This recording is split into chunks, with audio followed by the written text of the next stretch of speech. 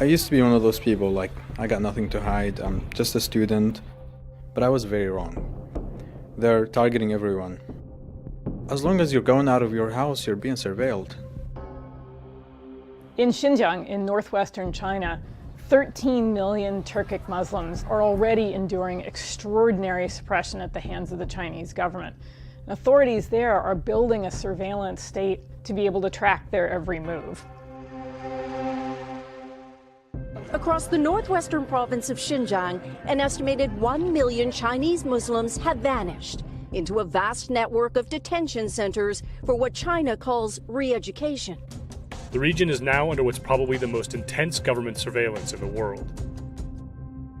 Every 200 meters would have a police checkpoint. And then on top of that, there are all these checkpoints at public places wherever you go. If you're Uyghur, they stop you. They would just say, "Where's your ID? I want to check your ID." They would punch in the ID number and then they would see everything about you. One tool at the heart of Xinjiang's surveillance system is the IJOP, or the Integrated Joint Operations Platform. The IJOP has an app that's used by police and government officials to track extraordinary amounts of personal information about individuals, ranging from their religious habits to their blood type. Human Rights Watch got a hold of a copy of the app and used a technique called reverse engineering to look at the source code, basically the design of the app. This is what it looks like when an officer pulls up an individual's profile. They enter the person's name, ID number, ethnicity, and then the officer takes a photo of the person's ID card to see if that matches the person's face. As you scroll, you see more information is being collected from the person, including their address, how tall they are, their blood type, their educational level, their occupation, their political affiliation, information about their car, license plate, driver's name, driver's ID card number.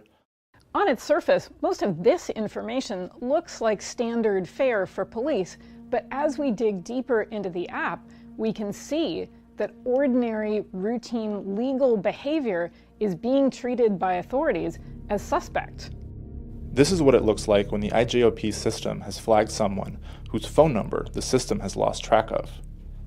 The IJOP system sends an alert to government officials to go and investigate the reason why that phone number has gone missing, and note if this person is suspicious and requires further investigation. Or here's another example. This is a report that the IJOP system sends to government officials about someone who used an unusual amount of electricity.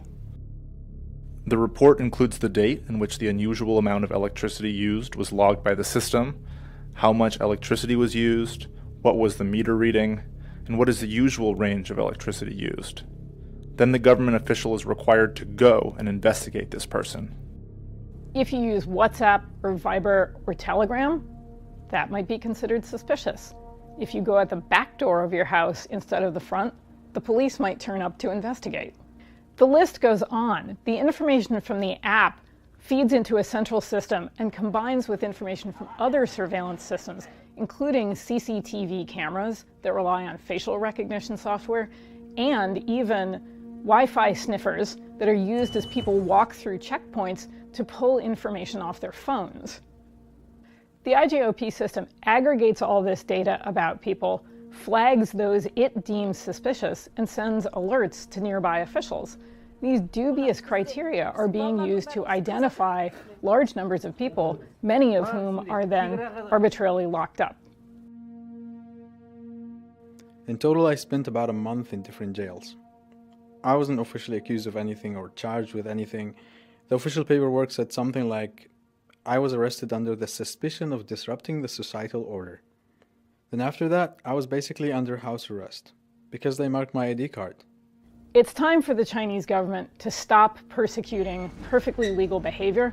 It's time for the Chinese government to end its repression of Turkic Muslims in Xinjiang, and it's time for it to dismantle this surveillance state.